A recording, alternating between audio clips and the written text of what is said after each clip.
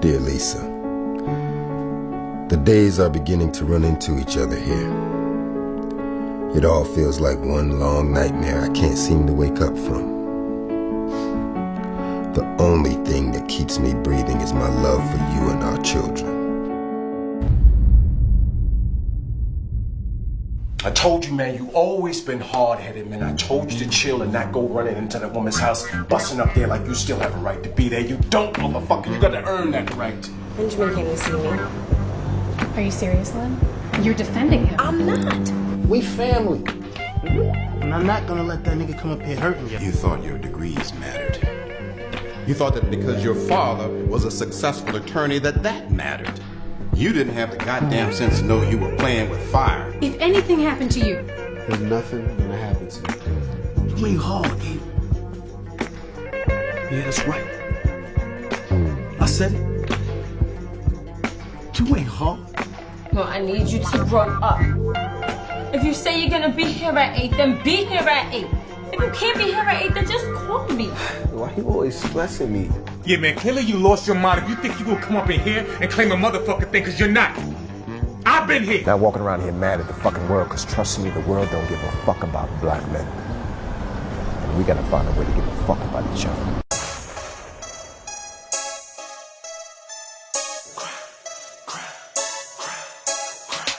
Man, he coming for me, so I'm out in the streets at 3 in the morning. No sleep, no break, time to get it, no time to play. My daughters need some new shoes, trying to get them in this good school. No handouts, I'm a man now. How about that girl of yours? Hey, Whoa. You know I'm Muhammad Ali, baby. You know I'm Mayweather. Grind, I'm on my grind, I'm on my grind, I'm on my grind, I'm on my grind, I'm on my.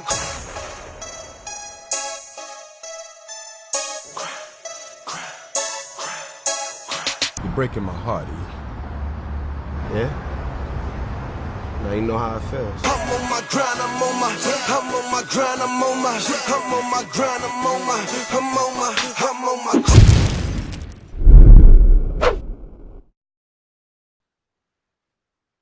NABJ Digital, and I'm Tracy Powell, your co-chair of NABJ Digital Journalism Task Force. We are here with Stacey Muhammad. I want to tell you a little bit about Stacey first. She studied journalism at the University of Maryland. She's from New Orleans, but currently lives in New York.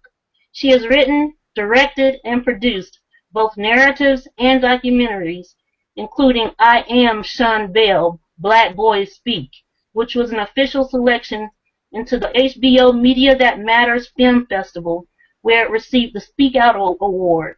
Her documentary, Out of Our Right Minds, Trauma, Depression, and Black Women, was released in 2010. And her latest project, Redemption for Colored Boys, is a web series that focuses on the prison industrial complex and re-entry of black men into our communities.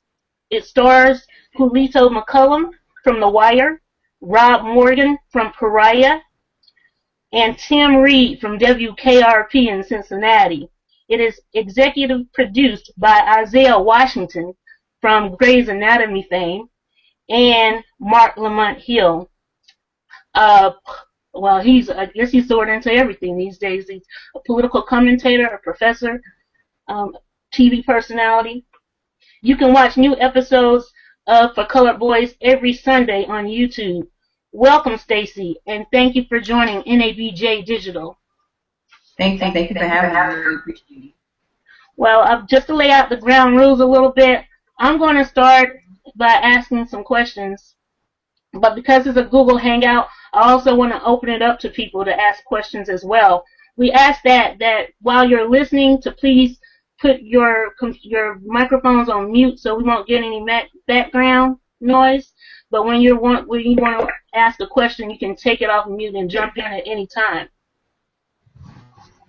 So I guess I'll get started now. My first question, Stacey, is how and why did you transition from journalism into film, and now from film into web series? Mm-hmm. For me, it's pretty much all the same. Journalism was the perfect section type of film that I wanted to do. You know, it was kind of like the merging of the critical, the investigative aspects of film, kind of married with the creative aspects of it. So for me, with my work, what's the most important is to provide content, just to look at, you know, what's happening in African American communities, when you look at why it's happening. You know, so journalism, investigative, you know, that type of inquiry into why has really informed my work. It's really allowed me to have that context of the work, which is really important when you're looking at films and series that we Stacey, we are getting an echo. I'm not sure if it's because you're not talking closely enough to the microphone, but I just got a message that we're getting an echo. Can you hear me better now? Is it echo? I can hear you better now. Okay, so you. Okay, so you transitioned from journalism into web series. Is there a difference in how you tell stories for the web versus for film, television, newspapers, or magazines? Well, I think that what's similar is that the research is absolutely there. You know, I think we're still getting some echo. I'm not sure exactly what it is. Wow. Okay. Can you hear me now? Is it still echoing? I can hear you now. Okay. Yes, yeah, I was saying. Still an echo? No. Can you hear me? I can. Okay. I was saying that, you know, with dramatic storytelling, I mean, it's basically character-driven. You know, so it's very important. Whether you're writing for film or if you're writing for an episode, you know, character development is key. It's challenging, I think, writing episodes when you have shorter episodes because you have to engage your audience and get them tied in and have them, in a way, care about the character in a shorter period of time than you have if you're writing a feature film. You know, so a lot of times we're introducing characters in a episode that people have never seen before for the first time. And there's a tremendous amount of drama happening in their lives at that particular time. So it takes, you know, quite a bit of study, you know, to learn how to write and develop the characters in such a way that it's not that it is quick enough that it satisfies being episodic. Right. Okay. Is there I guess, in terms of journalism, is there a process that you use, or not in terms of journalism, but in terms of storytelling? If you could talk to us a little bit about how journalism informs the way you tell your stories.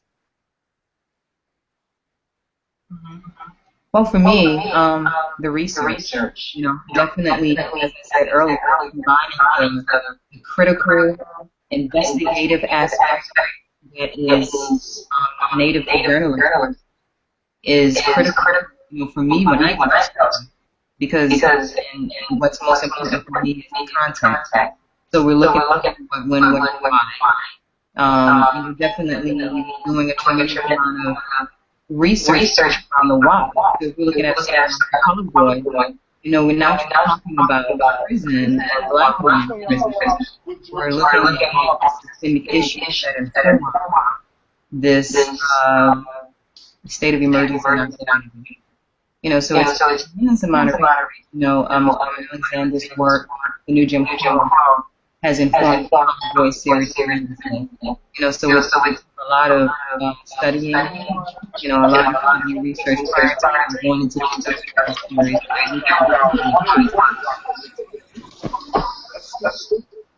Okay. They're asking if you have headphones to put on. Yeah, I think that's true.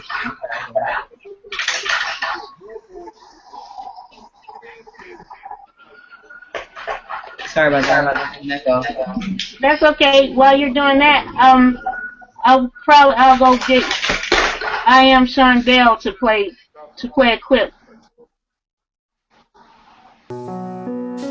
Tonight, there is anger here in New York City over 5 police officers firing 50 rounds into a car last weekend, killing 1 man, wounding 2 others. The victims were black and unarmed. I'm already scared in New York because of all this crime on the streets, but now there's cops killing us. That means our heroes are the murderers. They're like the bad guys now. I fight for my people. I fight for my people. I fight for all my people. I fight for all my people. From the children to the elders. From the children to the elders. I show respect to my queen. I show respect to my queens. I honor God and continue. I honor God and continue. Work of our ancestors. Work of our ancestors. I have pride. I demand justice. I demand justice. Seems like our seeds not gonna get their fair shot on street blocks where blue cops stand. Can this black kid become a man? When I first heard about the Sean Bell incident, to be honest, I thought it was just another crime. It was just like another murder in New York. But when I found out there were more murders of the same case, I thought that this was being done on purpose. I felt hurt, and I was like, another brother passed in our community. It was a shame. It was the day right before his wedding, and his wife and kids will have that pain in their hearts for the rest of their lives. There was a lot of times that people got shot over nothing. Like one guy, he got shot just by pulling out a brush. I just felt devastated. My heart went out to his family and everything. I felt it was like how the cops just take advantage of young black people, black men, for years and years. Speechless. I was so mad. I was so livid. Words cannot describe the way I felt. And I feel fearful because that you could just shoot me right now and nothing is being done. I feel like we're talking if we walk on the street, and if like we hang around people that's in gangs and stuff, we get shot by the cops. The cops shot at him 50 times, and I don't think it was right. It wasn't fair or nothing. I do kind of feel that I need to watch my back and like not hang around the streets because I know policemen are watching me every step of the way. Cops could do anything to blacks, but when it comes to whites, they can't do anything to them. What's the real meaning of protecting sir? That was I Am Sean Bell, Black Boys Speak, which Stacey Muhammad produced back in 2010. Can you hear us, Stacey? Yeah, I can hear you. Can you hear me? I can. Now someone has their somebody has their microphone not muted. Thank you. If you could all mute your microphones, please.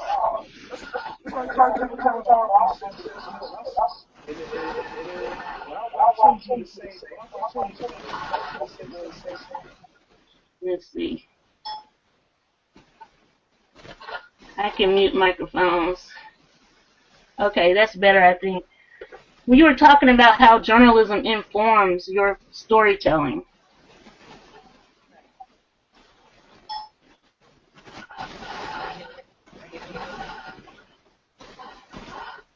Hello? Okay, I can hear you. Okay, yeah, I'll say it again. For me, with the type of work I do, with the four times, so noticeable by time, not just what, but why. Are you able to hear me?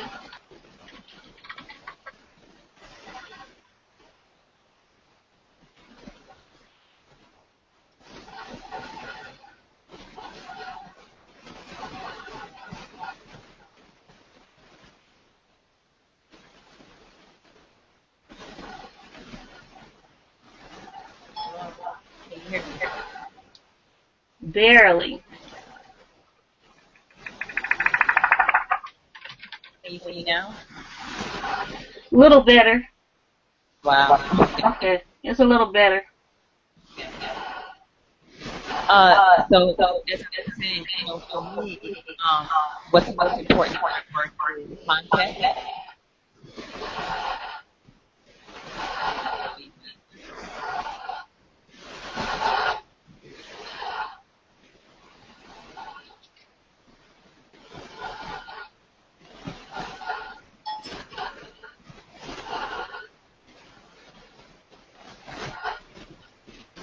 Okay, so you were talking about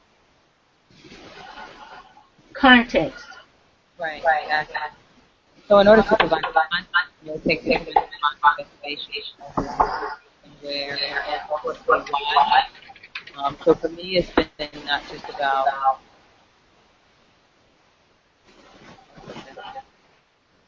you want me to take the hit that Right.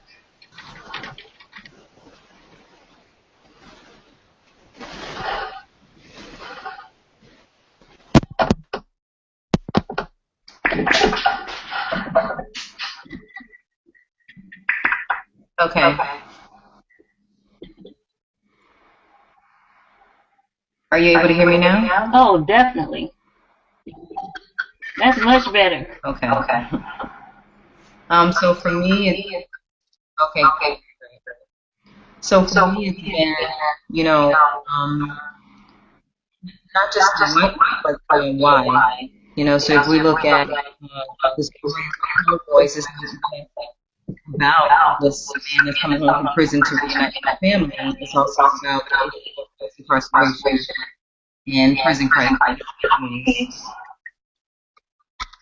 So it's taken a tremendous amount of research. As I said, Sanders' book, The Moving Pro, has tremendously influenced the project. Just combining that critical investigation with creative skills has been the way journalism has really moved forward. I think my was a great writer. Okay. You raised $20,000 on Indiegogo for this particular project? Yes, we did. Can you talk about how the process of using Indiegogo to raise money and what maybe some of the challenges were to that and how you overcame them? It was a tremendous challenge. It was really hard. I was under the impression that because I have a large Facebook following and because of the people who were attached to the project, this was prior to Isaiah and Mark coming on board. But even people that we had initially, who still are attached, with the Twitter and Facebook following, it would be really easy to raise that money, but it wasn't. So it's like a campaign, campaigning all people to help with raising funds for the project. But one thing I did do that I didn't anticipate was that created a tremendous amount of press attention around it. So the word really got out about the public was because it was the Indiegogo campaign, and we were able to even more than 20 and we shot for 8 days and releasing our series with the money from Indiegogo. So what I hear you saying is that just by starting an Indiegogo campaign does not mean you're going to get money for your project. You also have to have some type of backing and support of maybe someone who already has a multimedia platform. Is that what you're saying? Well, I'm saying that I think the organizational support helps a lot. Like if anyone Lewis is in Delta, able to raise money because, not just because, one of the reasons she was able to raise money that she was because she had that support system and organization that she's a part of. So even your organization, like one of your members did an Indiegogo campaign, you can really call on membership of that organization. So I don't think that Facebook and Twitter followers is enough. I mean, we really have to strive to create fundraising campaigns. Posting on Facebook and Twitter is not going to be enough. You have to take the time and develop a strong campaign. You have to come up with really enticing and exciting quotes. And you get people excited about your project. A lot of people kind of throw up an Indiegogo or Kickstarter and things to work on. You have to do the work. So, but even though social media alone does not mean you'll be able to raise the funding. You did use social media. In fact, I found out about For Colored Boys through social media. So can you talk a little bit about how you did use social media to help get the word out? Well, I mean, it really was all on social media. And it was finding ways to use social media beyond just posting it.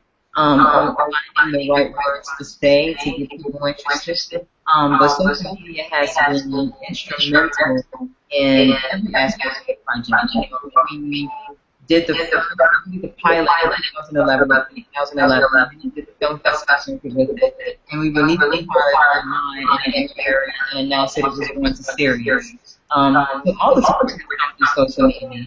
And it's funny with Isaiah coming on board as our executive producer, when we finished the series, I actually sent the link to the pilot when they did the first episode on Facebook. And he came on board. Social media, started talking about Facebook, sent a thing to Facebook, he said he got on the phone with him and people, and it kind of went from there. Wow. Mark, you know, he did a Twitter chat for us when he was with the Indiegogo campaign, and really created a lot of attention around social media and absolutely, you know, and getting the project and produced. So you didn't know Isaiah Washington prior to, you just sent him a link to the pilot, and that's how he signed on. Right. Two of the brothers who were actually in the Color Boys series have worked with him from previous projects. So they knew him. So they check out, Info Color Boys. But yeah, I never. We actually just met for the first time 2 weeks ago in person. It was a amount of time just talking about the project I wanted to go with it. But yeah, it all happened. Interesting. So I do hear you a little bit better now. I don't know if you can get closer, as close to the mic as possible, but I do hear you better now. Okay, great. So why did you focus on the prison industrial complex? Why that? I'm sure there were certainly less complicated subjects to tackle. Yeah, I think that the prison industrial complex is what is most emergent in our community. I mean, it is really what's in our community at this time. You know, we're really suffering from this war on drugs. We're very suffering from the effects of the way that's destroying. So when I started Color Boys, it was a documentary series, and I was looking at some areas that I believe were areas that Black men were targeted and criminalized. And when I decided to start crafting narrative stories for these documentary stories, prison industrial complex was on my list in terms of what we needed to start talking about. And not just the prison, mass incarceration, but also reentry. And the fact that there are families and communities of people who are, in a sense, behind the person that is. So it was important to look at children who are children of incarcerated parents, and what is it like when the brothers and sisters who come home and try to, get back in many challenges. Now I'm going to throw it out to any. Does anyone in the audience have questions for Stacey? I don't want to monopolize the conversation. Hello? Yes, we can hear you. Hi, my name is Sadia Rice. I'm a member of the Greater St. Louis Association of Black Journalists, and I am a freelance video editor and production assistant here in St. Louis. And I am also a recent college grad. I'm really interested in filmmaking. I'm working on films, local films here in St. Louis. And I was wondering, would it be beneficial to someone like me who's just freelancing to go to film school and kind of get really grounded in the film industry through school, or can I just work my way to it? Well, I don't think that film school is necessary. I don't suggest against it, but I would say that you're a successful filmmaker who never attended film school for the traditional sense. But I do suggest, which I'm sure you're already working to perfect your craft. So it really depends upon what you want to do. I mean, for me, when I started writing I knew that I wanted to go through the process of writing a screenplay and then trying to shoot it. So I moved to New York and attended a film program at the Film Academy, which was very So you didn't have a hands-on kind of. program. I'm sorry. I'm sorry. You did go through a kind of formal program in order to get to where you are now. Right, yeah, because I wanted to start making films right away.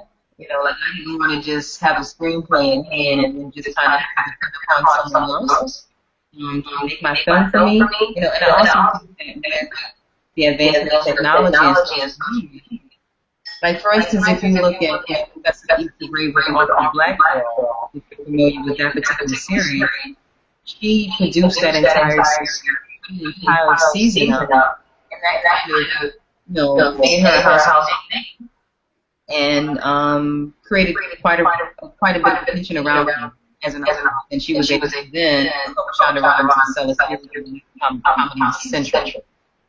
So I think that things have changed in such a way that networks and studios kind of want to do the finished product. Even if they end up funding something else, they want to see what you can actually write, direct, and produce, and put out. So my suggestion is, do the type of training. You may not get through film theory. It may be something that's very on intensive, like your film academy, film academy. But I would say something good about actually making the film, creating the content that you want to create. Right. I'm sorry, I'm getting a lot of echoing, so I can only hear bits and pieces of that. Is there some kind of email or some kind of form that you have that maybe you can write to each other? Yeah. I'll tell you that. So there's my website in the chat. And my email. So please feel free to email me, and we can talk from there. Okay, thank you so much, Ms. Muhammad. Absolutely. That's cool. I think we apologize for the sound. One of the things I don't. Stacey, are you using wireless or do you have a hard line? I'm wireless. That's why. Because you're using wireless. That's why. So yeah, I had to get an Ethernet cord and stick it in my laptop for the very same reason. Oh wow. Yeah. So next time we'll know. But I think this is some really good information. So I hope that people can get the gist of it. One of the reasons journalists get into this business is because they want to make a difference. They want to have an impact, make an impact. Mm-hmm. And I read some of your quotes, and you said that I don't want to misquote you, so let me find the exact words. You said that you use storytelling to heal humanity. There's not a separation for art, culture, and activism. It all kind of plays together. I hope that you would explain that a little bit and what you mean by that. Mm-hmm. Well, I mean, there are all different types of artists and filmmakers and people who tell stories for various and a story reason. But for me, I think. Can you hear me? Can you hear me? Okay. Okay.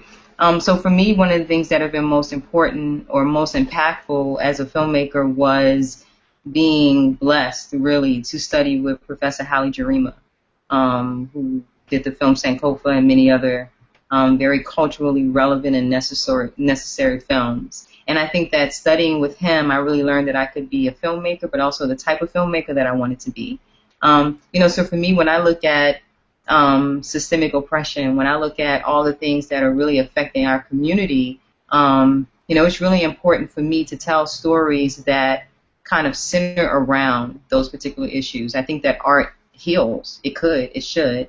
And I think that was really the intention for it. And so, yeah, that's why I do the work that I do.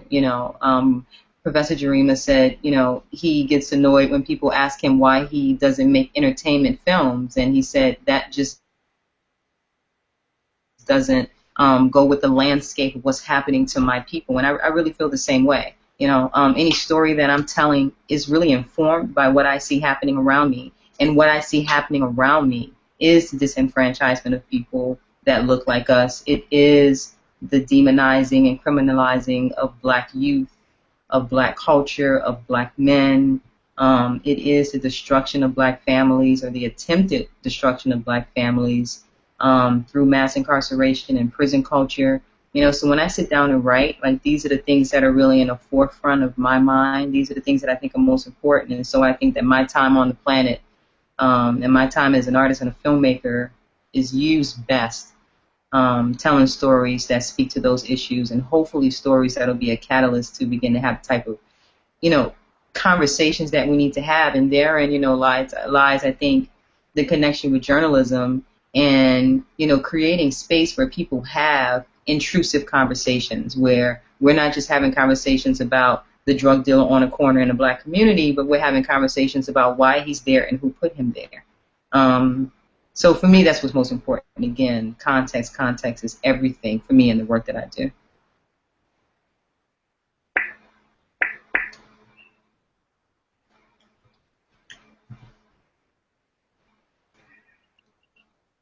Okay, does anybody else have other questions? That works much, much better when I turn off my mic. They were right. Any other questions from others?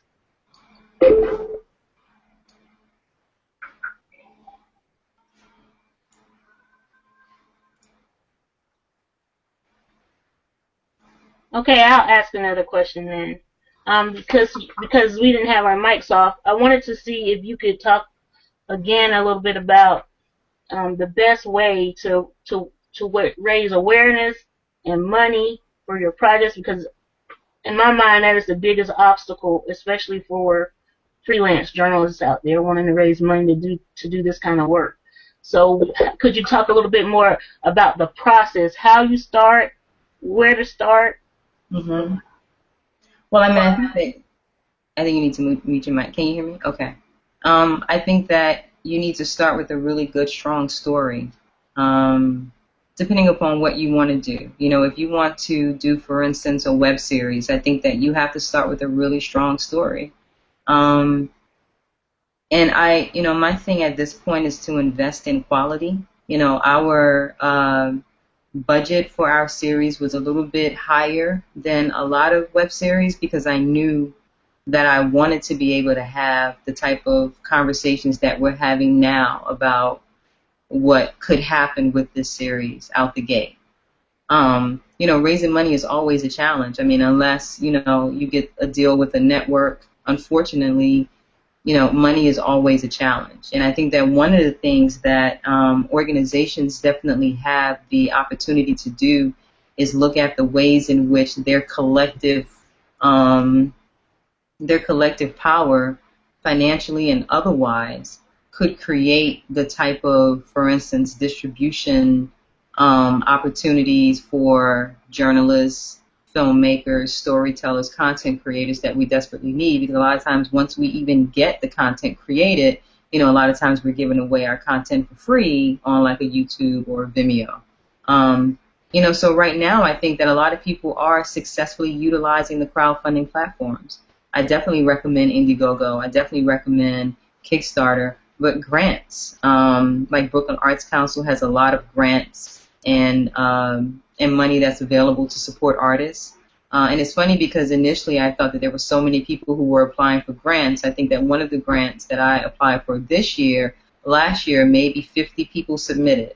So I think a lot of times we're kind of overwhelmed by the paperwork.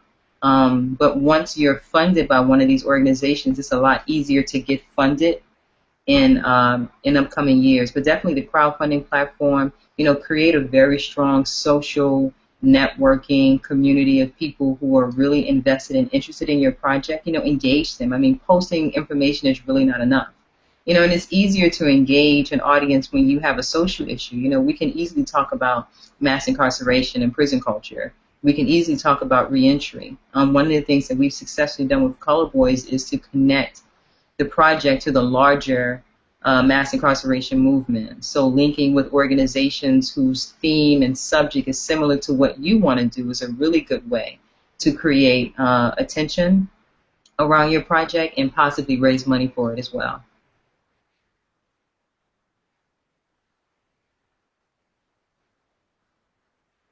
I can't hear you. I can't hear you. I think this is okay. Can you talk a little bit about specific resources? You just mentioned a grant that you applied for. Can you talk a little bit more about what specific grants are out there to produce this type of work? Mm-hmm.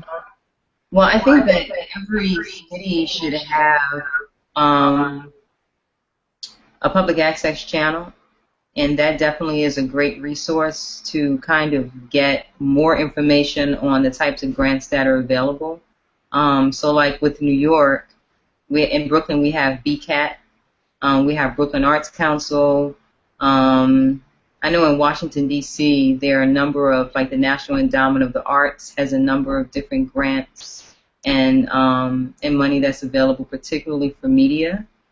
So it's a lot of places out here that give, even if it's small amounts of money, if it's $1,500, if it's $20,000. I mean, it all helps, with these types of projects.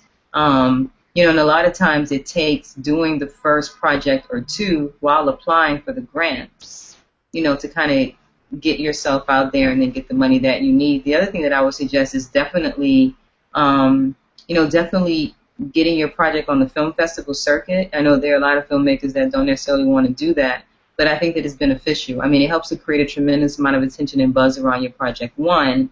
Two, if you're lucky enough to get into a festival like a Sundance or a Toronto, then you're looking at the possibility of actually having your project funded, picked up, purchased. We definitely get to interact with other filmmakers and network with other filmmakers and other content creators. Like now with web series, all series on YouTube are eligible for Emmy nominations, which is, unheard of. Most of the film festivals, even the prestigious film festivals, have web series categories, and usually, a lot of times, there are cash prizes for those particular festivals and categories. So just do the research. I mean, that's what journalists do. You know what I'm saying? Like, really, really do the research and see what's out there in terms of funding. But I would say don't be afraid of the paperwork. It's definitely overwhelming sometimes. But again, I think that we think that a lot of people are applying for these grants, and oftentimes it's not nearly as many people applying for the grants that we may think. Okay. I'm going to toss it out there to anybody who wants to ask a question right now. Don't be shy. Okay. Well, let me ask, how much does it cost to produce a web series like The Colored Boys? How much money did it cost you to produce that series? And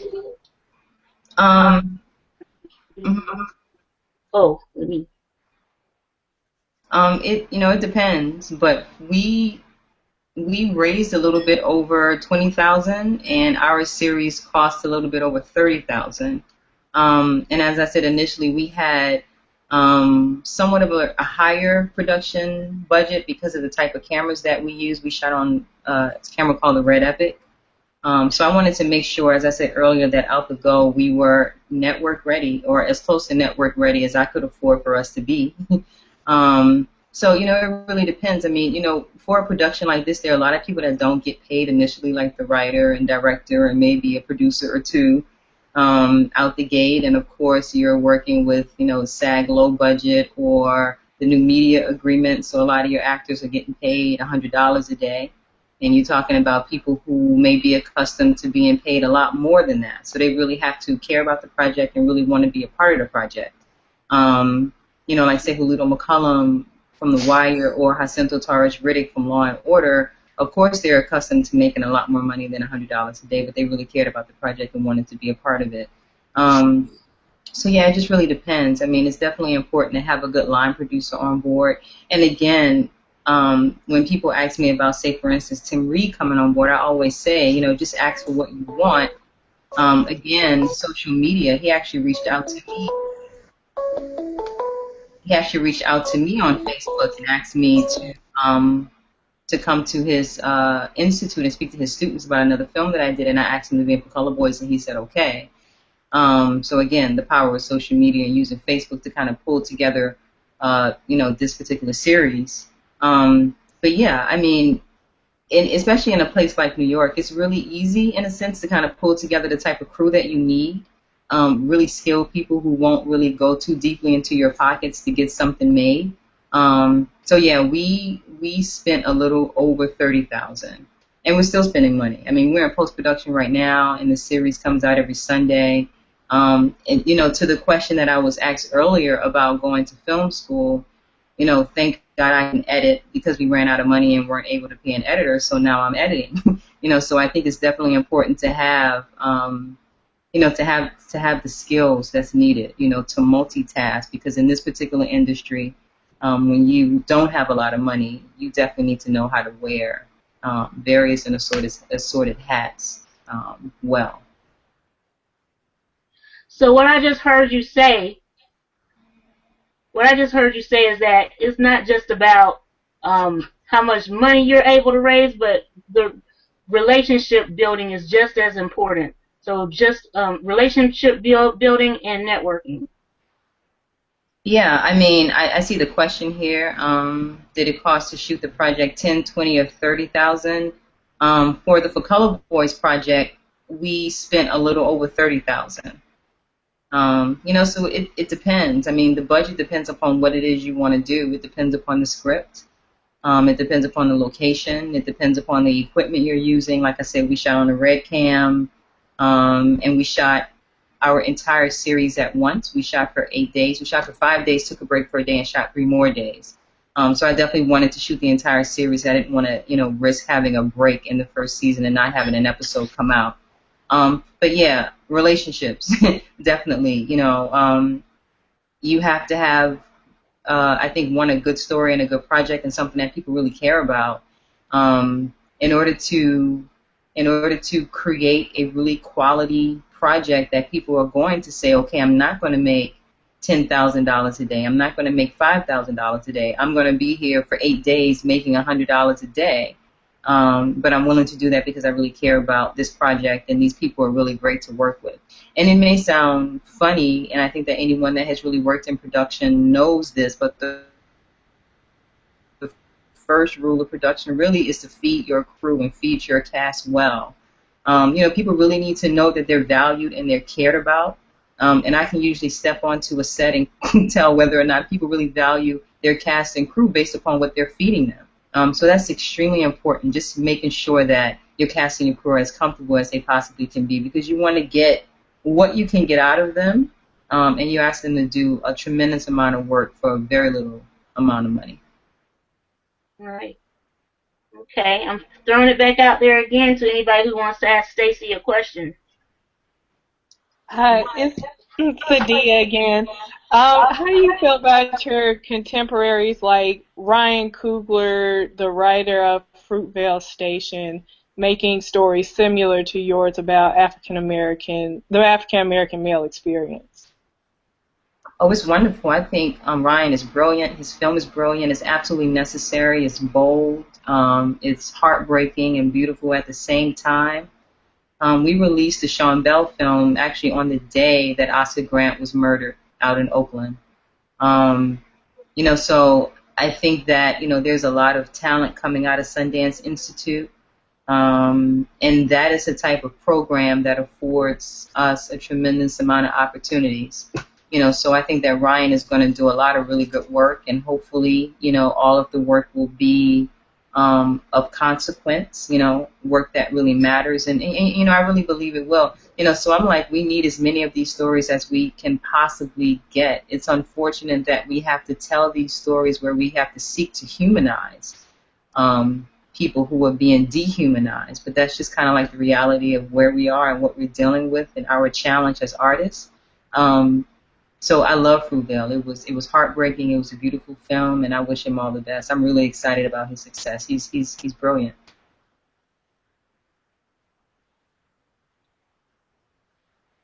Any other questions?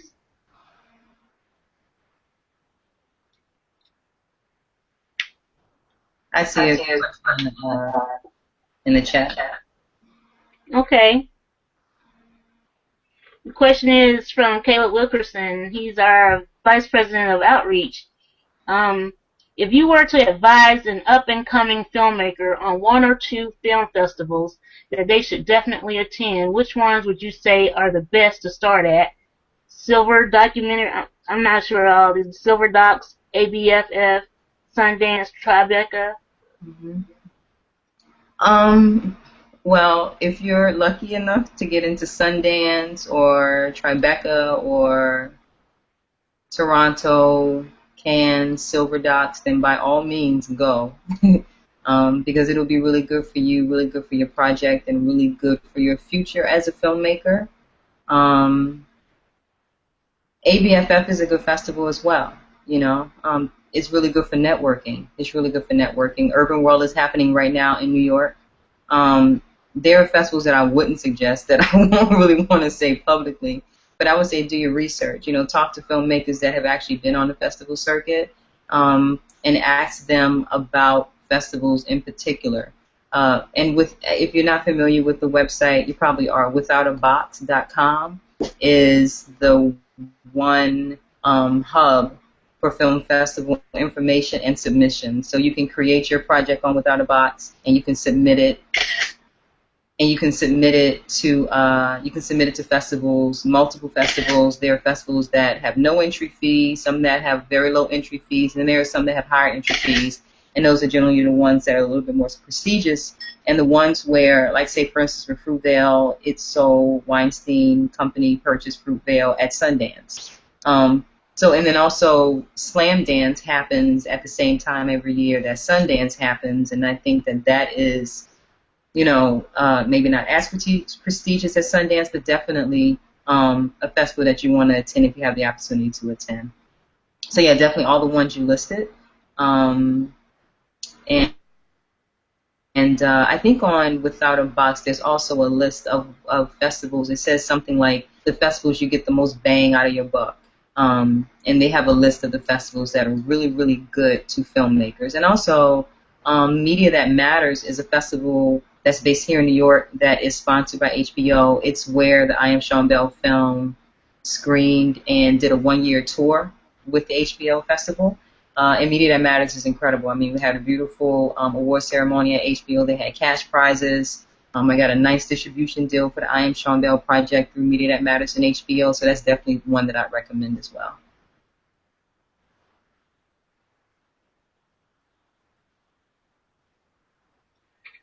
Okay, I know that right now a lot of the actors for Color Boys is at Urban World Film Festival, correct? And what exactly is going on there? Yeah, Robbie Morgan has a film called Full Circle. It's a feature film. I haven't seen it yet, but I heard it's incredible. That's screening at Urban World on Saturday.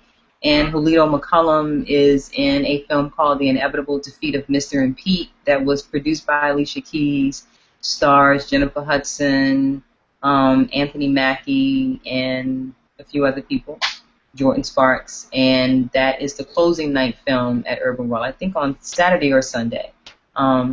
So yeah, they have a number of films. You know, we'll definitely be there to support.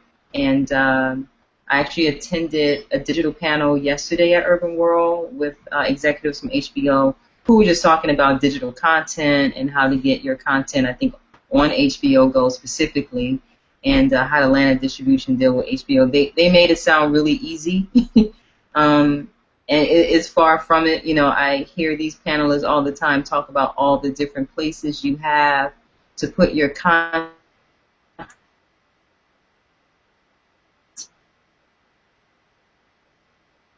as a content creator and all the opportunities for content creators and that experience. You know, you have to be really careful where you put your content.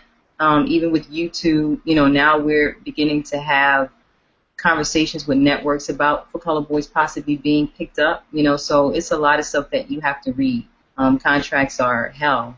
I'm learning right now. So you just have to be really careful where you put your content, what you do with it, and really my advice. And I didn't know this initially. You know, we were really anxious to get a distribution deal. We thought, you know, getting a distributor for our content was the greatest thing we could possibly do. You know, be very careful who you sign with in terms of a distributor for your content. Having distributor-free content is not a bad thing. You know, if we had gone forward with the distribution deal we initially had, we would not have been able to really bring Isaiah Washington and Mark Lamont Hill on board. I would say go with strong executive producers first who have the connections to walk your project, and I do mean walk your project into an OWN or HBO or a Showtime before you're too anxious to sign with a distribution company for pennies on the dollar, if that.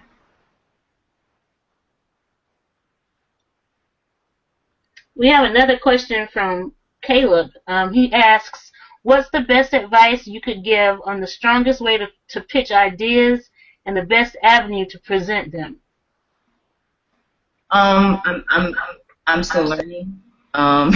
You know, that really comes when you're really having network conversations, which is what we're starting to have. The question that I had earlier about, you know, attending film school or not, and I was saying that, you know, for me, I didn't want to have to wait. I didn't want to have to write a screenplay and then kind of wait to have to pitch it to a network and then kind of depend upon whether or not it was going to get picked up. And then I think it's a lot easier in this day and time to kind of create the content yourself, and networks and even online companies are a lot more, I think they're a lot more interested in people who have actually become content creators and those who actually have shown that they can write, direct, produce, and actually put out a series every week or bi-weekly at a certain time. You know, so the pitching conversations that we're having right now are coming through the executive producers that we have on board, mostly Isaiah Washington. And, you know, so I think knowing, and this may sound like something that goes without saying, but it's not, but knowing your story is extremely important. I mean, you have to know your character. You have to be able to write a very strong synopsis. You have to really be able to talk.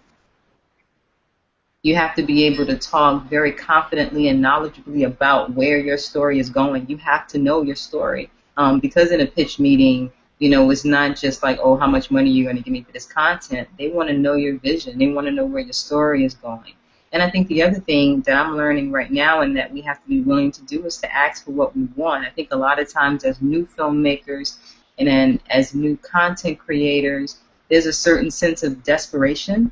You know, so you really want to get so-and-so on board, or you really want to get picked up by a network. And the reality is that if you're having conversations with EPs, if you're having conversations with networks, it's because you've done something, usually with a very little amount of money that people really like. So don't forget that you did it. And don't forget that it's valuable and that you get to ask for what you want, you know. If it's a certain percentage, if it's for certain perks or deal points, you get to ask for that.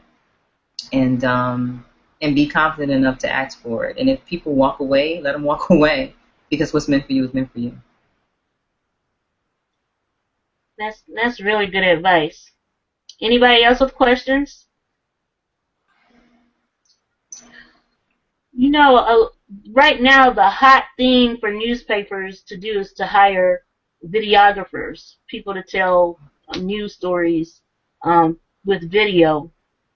Can you talk a little bit about what newspapers might be doing right and what they are doing wrong when it comes to trying to storytell through video?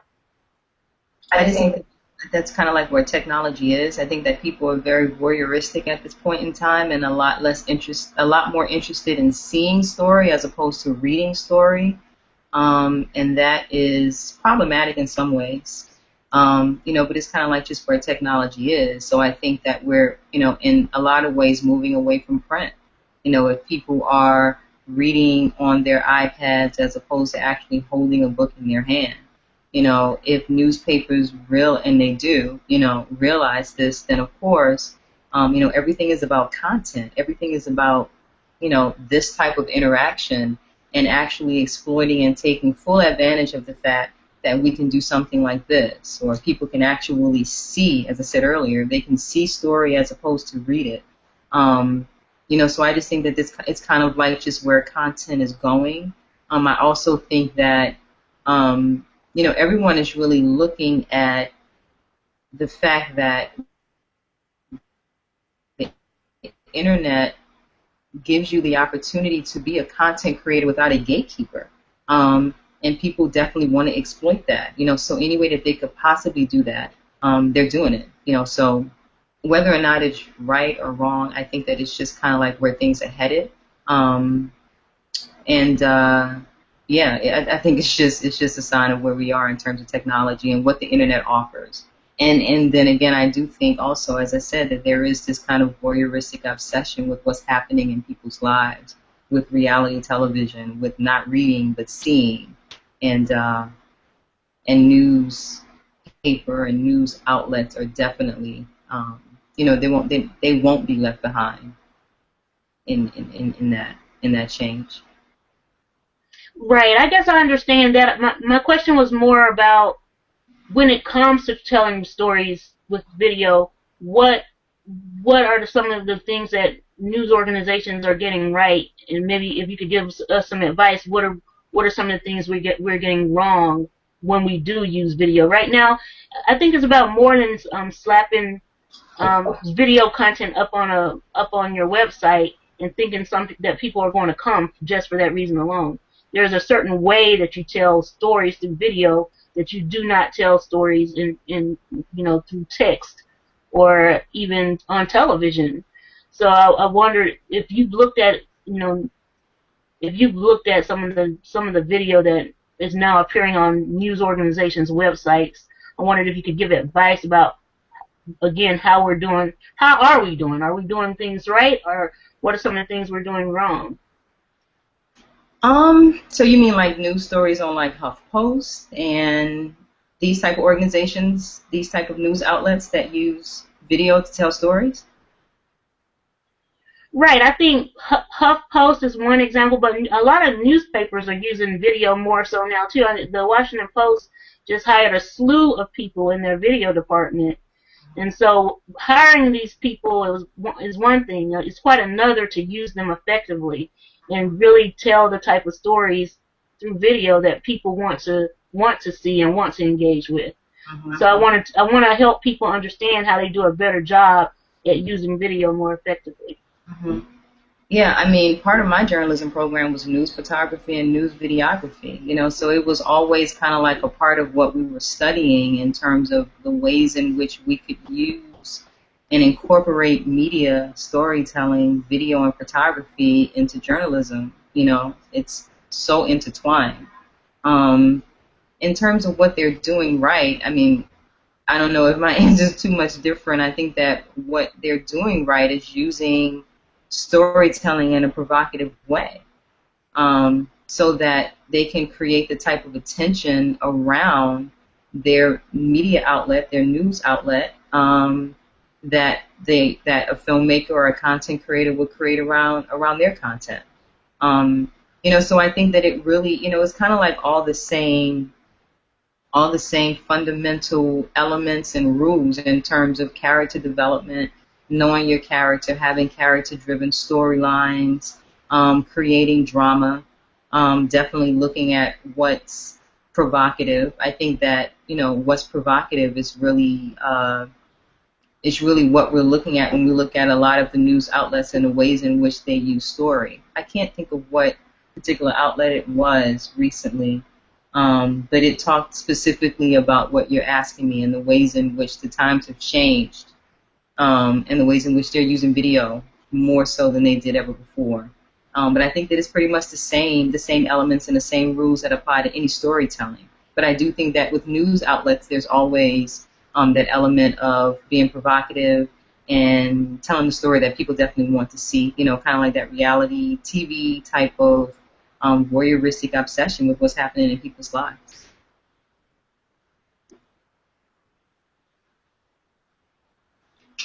Okay. Anybody else have questions?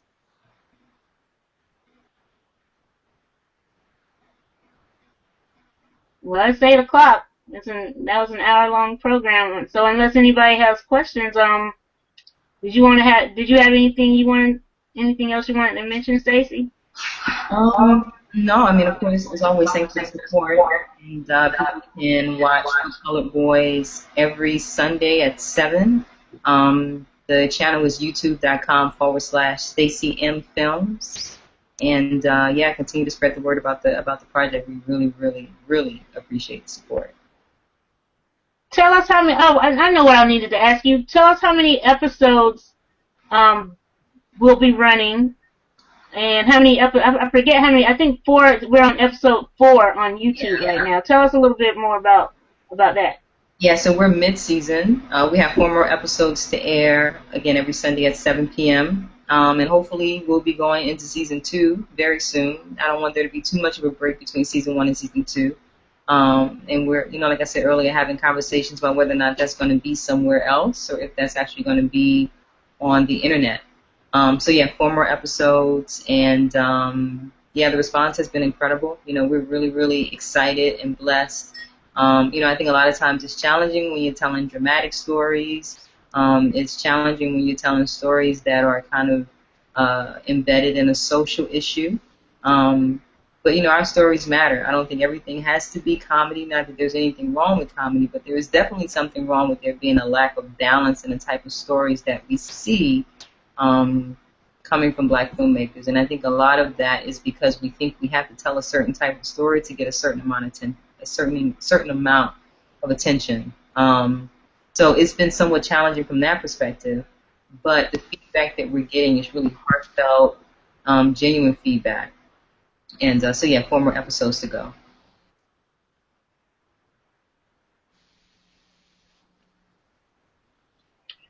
Fantastic.